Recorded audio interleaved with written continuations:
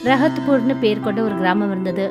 அங்க மோனு தன்னோட மனைவி சுனிதா அப்புறம் பையன் லக்ஷ்மண் கூட வாழ்ந்து வந்தாரு. மோனு அவங்க அப்பா விட்டுட்டு போன டாபாவை நடத்துற வேலைய பாத்துக்கிட்டு இருந்தாரு. அதே கிராமத்துல சுரேஷ்னு பேர் கொண்ட ஒரு ஆளும் இருந்தாரு. அவர் தன்னோட மனைவி சுஷ்மா கூட தன்னோட டாபாவை நடத்திட்டு வந்தாரு. இன்னைக்கு கூட நம்ம டாபாவுக்கு யாருமே சாப்பிட வரலையே. இன்னைக்கும் யாருமே நம்ம டாபாவுக்கு சாப்பிட வரவே இல்லை. எல்லாரும் அந்த சுரேஷோட டாபாவுக்கு தான் சாப்பிட்றதுக்காக போறாங்க. ஒருவேளை இதே மாதிரி நடந்துட்டு இருந்துச்சுன்னா நம்மளால லக்ஷ்மணை ஒரு நல்ல ஸ்கூல்ல கூட சேர்க்கவே முடியாது. கவலைப்படாதீங்க, நல்ல மனசோட வேலை செய்யுங்க போதும். நான் நிறைய கேட்டிருக்கேன், நம்ம கஷ்டப்பட்டு உழைச்சோன்னா நிச்சயமா நமக்கு நல்ல பலன் கிடைக்குங்க. சுனிதா மோனு கிட்ட பேசிட்டு தன்னோட வீட்டுக்கு புறப்பட்டு போனா.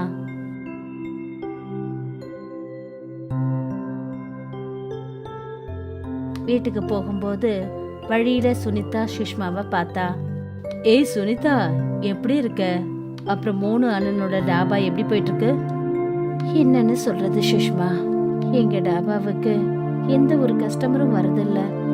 எல்லாரும் உன்னோட அப்புறம் சுரேஷ் அண்ணனோட டாபாவுக்கு தான் சாப்பிட போறாங்க. நானும் அதை தான் பாக்குறேன். எனக்கு என்ன தோணுதுன்னா, அண்ணன் டாபாவை விட்டுட்டு வேற ஏதாவது வேலை தேடிக்கணும். அவங்க அப்பா டாபா நடத்திட்டு இருக்கும்போது கிராமம் மொத்தமும் அவர்கிட்ட தான் சாப்பிட்டுட்டு இருந்தாங்க. அப்படி பார்த்தா மோனு அண்ணனுக்கு அவரோட டாபாவை சரியா நடத்த தெரியல போல இருக்கு. சரி, அப்போ நான் புறப்படுறேன். சுனிதா, இன்னொரு நாளைக்கு எப்போது நாம பேசுவோம், சரியா? இப்படி சொல்லிட்டு சுஷ்மா தன்னுடைய டாபாவுக்கு போயிட்டா.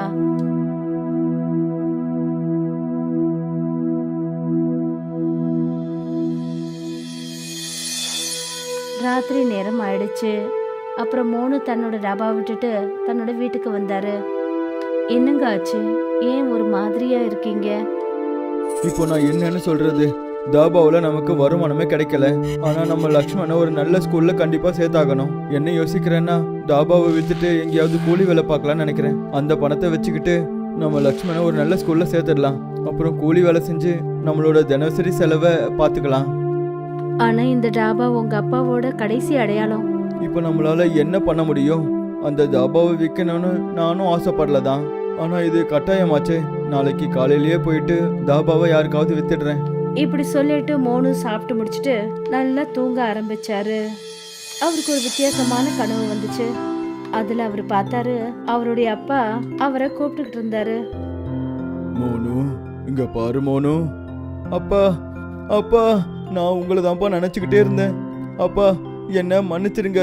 நீங்க எனக்கு கொடுத்த தாபாவை என்னால ஒழுங்கா நடத்தவே முடியல. இங்க பாருப்பா, நீ எதுக்காக கவலைப்படுற? நான் உன்கிட்ட ஒரு விஷயம் சொல்றதுக்காக வந்திருக்கேன். நான் சாகரத்துக்கு முன்னாடி பறக்கிற டாபாவை உருவாக்கணும்னு யோசனை பண்ணியிருந்தேன். அந்த யோசனையை நம்ம வீட்டுக்கு பின்னாடி ஒரு இடத்துல பத்திரமா புதைச்சி வச்சிருக்கேன். அப்புறம் அதை உருவாக்குறதுக்கான கொஞ்சம் பணத்தையும் அங்க வச்சிருக்கேன். என்னாலதான் அதை செய்ய முடியாம போயிடுச்சு. ஆனா நீ அந்த பறக்கிற டாபாவை முழுசா உருவாக்கி என்னோட வேலையை முழுமையாக்குப்பா. சரிப்பா, நான் கிளம்புறேன். நான் போறதுக்கான நேரம் வந்துடுச்சு. உன்னோட அம்மா எனக்காக காத்துக்கிட்டு இருப்பா. இப்போவும் அவளுக்கு காத்துக்கிட்டு இருக்கிறது பிடிக்க மாட்டேங்குது. அப்பா நில்லுங்க, நான் உங்ககிட்ட இன்னும் நிறைய விஷயங்கள் பேச வேண்டியிருக்கு. மோனுவோட தூக்கம் கலைஞ்சிடுச்சு. அவர் கொஞ்ச நாள்ல மோனு பறக்கும் டாபாவை செஞ்சிட்டாரு. அதோட வயர் ஒரு மலையில இருந்து இன்னொரு மலைக்கு பின்னப்பட்டிருந்தது. அட, இது என்னது? பறக்கிற தாபாவா? ஆமாங்க, இந்த தாபா வானத்துல பறக்கும். இதனால கஸ்டமர்ஸ் எல்லாம் சாப்பாடோடு சேர்த்து வானத்துல பறக்கிற அனுபவத்தையும் பெற முடியும். அப்படியா? அப்படின்னா நானும் இந்த தாபாவில் சாப்பிட விரும்புகிறேன். அந்த கஸ்டமர் சாப்பிட்றதுக்கு வந்தபோது சுனிதா அந்த டாபாவை பறக்க வச்சா. அப்புறம் மெல்ல மெல்ல டாபா வானத்துல பறக்க ஆரம்பிச்சது. இந்த டாபா நிஜமாவே பறக்குதே. அடடா, நான் எப்பவும் என்னோட வாழ்க்கையில இந்த மாதிரி இடத்துல உட்காந்து சாப்பிட்டதே இல்லையே. சுரேஷோட தாபாவுக்கு மக்கள் வர்றது குறைய ஆரம்பிச்சிடுச்சு. இந்த மோனுவும் சுனிதாவும் பறக்கும் டாபாவை திறந்ததுல இருந்து நம்ம டாபாவுக்கு மக்கள் சாப்பிட வர்றதே இல்ல. நான் என்ன கேள்விப்பட்டேன்னா, அவன் அவனோட பையன் லக்ஷ்மணனையும் ஒரு நல்ல ஸ்கூல்ல சேர்த்து வச்சிருக்கானா. ஏதாவது ஒண்ணு பண்ணித்தாங்க ஆகணும், இல்லைன்னா நம்ம ஒண்ணுமே இல்லாதவங்கள போயிடுவோம். என்கிட்ட ஒரு ஆலோசனை இருக்கு. நான் என்ன கேள்விப்பட்டேன்னா, அவனோட பறக்கிற தாபா ஏதோ ஒரு சாவியால தான் ஓடுதான். சுஷ்மா, என்கிட்ட ஒரு யோசனை இருக்கு. நான் உன்கிட்ட எப்படி சொல்றேனோ அப்படியே பண்ணு. சுரேஷ் சுஷ்மா கிட்ட தன்னுடைய திட்டத்தை என்னன்னு சொன்னாரு. கொஞ்ச நேரத்துக்கு அப்புறம் ராத்திரி சமயம் இருக்கும். மோனுவும் சுனிதாவும் 2 பேருமே வீட்டில் இருந்தாங்க. சுஷ்மா சுனிதாவை பார்க்கறதுக்காக வந்தா. அப்புறம் அந்த உடன் டாபாவோட சாவி அங்க டேபிள்லயே இருந்தது. அப்புறம் சுனிதா, உன்னோட பறக்கும் டாபா நல்லபடியா போயிட்டு இருக்குன்னு கேள்விப்பட்டேன். அப்புறம் நீ உன் புள்ள லக்ஷ்மணனை கூட ஒரு பெரிய பள்ளிக்கூடத்துல சேர்த்து விட்டுட்டியாமே. ஆமா, இதெல்லாம் அந்த மேல இருக்கிற கடவுள் கொடுத்தது. அப்பாவோட அந்த கனவு என் புருஷன் அதை நிறைவேற்றினாரு.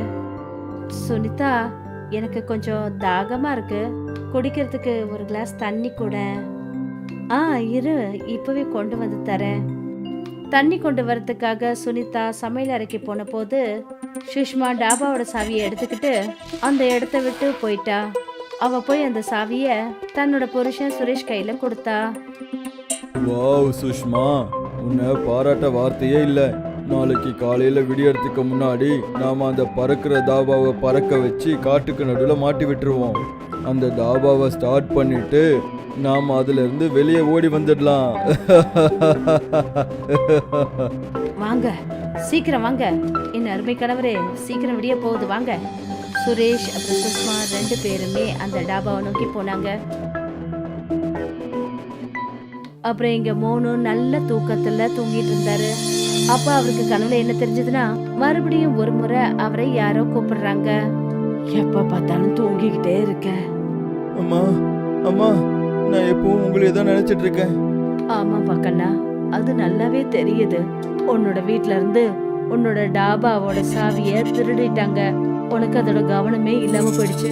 எப்பவும் போல நீ கொஞ்சம் கூட அக்கறையே இல்லாம இருக்க. நீங்க திட்டுறதை கேட்கும்போது எனக்கு சந்தோஷமா இருக்கு. உங்களை பார்த்ததுல எனக்கு ரொம்ப சந்தோஷமா இருக்கு. எனக்கும் தான்ப்பா கண்ணா, நீ ரொம்ப தூங்கிட்ட, இப்ப எழுந்துக்க. மூணு தன்னோட தூக்கத்துல இருந்து எழுந்தாரு. அப்புறம் தன்னோட மனைவி சுனிதாவையும் எழுப்பினாரு. இன்னொரு பக்கம் சுஷ்மாவும் சுரேஷும் அந்த டாபாவுக்கு போய் சேர்ந்துட்டாங்க. இப்ப இருக்க ஆட்டம் தாபாவை பறக்க வைக்கணும்னு ரொம்ப ஆசைப்பட்டான்ல. புல்லாங்குழல்னு ஒண்ணு இருந்தா தானே ஊதர சத்தம் ஒண்ணு கேட்கும். இதை நம்ம வானத்துல பறக்க விட்டுடுவோம். யாராலையும் அதுல ஏறவும் முடியாது, யாராலையும் அவங்கள கீழே இறக்கவும் முடியாது. சுரேஷும் சுஷ்மாவும் 2 பேரும் டாபாக்குள்ள போயிட்டாங்க. போனதுமே 2 பேர்ல யாருக்குமே ஒரு விஷயம் தெரியாது, இதை எப்படி ஸ்டார்ட் பண்றதுன்னு. அப்பதான் சுஷ்மா அந்த டாபாக்குள்ள ஒரு கட்டுப்பாட்டு பொருள் அவ கண்ணுக்கு தெரிஞ்சது. இங்க பாருங்களேன், இங்க ஹேண்டில்னு பேர் கொண்ட ஒரு கட்டுப்பாட்டு பொருள் இருக்கு. இதுதான் இந்த டாபாவை பறக்க வைக்கும் போல இருக்கு. ஆமா, அப்படின்னா இதாலதான் இந்த தாவா பறக்கும்னு நினைக்கிறேன். நான் இந்த ஹேண்டில மேல தூக்குறேன், அதுக்கப்புறம் நம்ம 2 பேரும் இங்க இருந்து ஓடிடலாம். சுரேஷ் அந்த ஹேண்டில மேலே இழுத்தாரு. ஆனா அது மேல வரவே இல்லை. சுரேஷ் தன்னோட முழு பலத்தை செலுத்தி அந்த ஹேண்டில மேல இழுக்கிறதுக்கு முயற்சி பண்ணாரு. அவரு பயங்கர பலத்தை செலுத்தினதும் ஹேண்டில் உடஞ்சி போச்சு. அப்புறம் டாபா வானத்துல ரொம்ப வேகமா பறந்துச்சு. ஐயோ, நாம கீழே இறங்குறதுக்கு முடியாம போயிடுச்சு. இந்த டாபாவை கீழே எப்படியாவது இறக்குங்க. எப்படி இறக்குறது? அந்த ஹேண்டில் தான் உடஞ்சு போச்சு. ஐயோ, இப்ப நாம எப்படிங்க கீழே போறது? நமக்கு எங்க இப்படி ஒரு கொடுமை ஆச்சு? இது எல்லாமே நாம செஞ்ச தப்பு தான். ஆமா சுஷ்மா, நீ சரியாதான் சொல்ற. அவங்க இப்படி பேசிட்டு இருக்கும்போது அந்த இடத்துக்கு மோனுவும் சுனிதாவும் வந்துட்டாங்க. சுஷ்மா அவங்கள டாபாவில இருந்தே பார்த்தா. காப்பாத்துங்க சுனிதா, என்னை காப்பாத்துங்க, எங்களை காப்பாத்துங்க, நாங்க இந்த பறக்கும் டாபாவில மாட்டிக்கிட்டோம், நாங்க ரொம்ப பெரிய தப்பா பண்ணிட்டோம். எங்களை மன்னிச்சிடு மோனு, நான் ரொம்ப பெரிய தப்பு பண்ணிட்டேன். நாங்க 2 பேரும் பேராசையால குருடங்களா மாறிட்டோம். உன்னோட தாபாவை இப்படி அழிக்கிறதுக்காக உன்னோட வீட்டுக்கே வந்து திருடிட்டோம். இதெல்லாம் நாம அப்புறமா பேசிக்கலாம். முதல்ல நான் உங்களை கீழே இறக்குறேன். அந்த ஹேண்டில கீழே இறக்குங்க. அப்படி பண்றதால தாபா கீழே வந்துடும். அந்த ஹேண்டில் அங்கேயே உடஞ்சி போச்சு, அதனாலதான் நாங்க இங்க மாட்டிக்கிட்டோம். ஒரு பிரச்சனையும் இல்லை. ஒரு வேலை பண்ணுங்க, தாபாவோட சாவியை ஆஃப் பண்ணுங்க, அப்புறம் வெளியே வாங்க. அதனால தாபா அதுவாகவே கீழே வந்துடும். சுரேஷ் அந்த சாவியை ஆஃப் பண்ணதும் டாபா கீழே வந்துடுச்சு. சுரேஷும் சுஷ்மா 2 பேருமே மோனு அப்புறம் அவரோட மனைவி சுனிதா கிட்ட வந்து மன்னிப்பு கேட்டாங்க. அதுக்கு மோனு அவங்க கிட்ட சொன்னாரு. உங்க தப்ப நீங்க ஒத்துக்கிட்டீங்கல்ல, எனக்கு அதுவே சந்தோஷம்தான். அதுக்கப்புறம் சுரேஷும் சுஷ்மாவும் 2 பேரும் அவங்க டாபாவை நேர்மையாவும் நல்ல வழியிலையும் நடத்த ஆரம்பிச்சாங்க.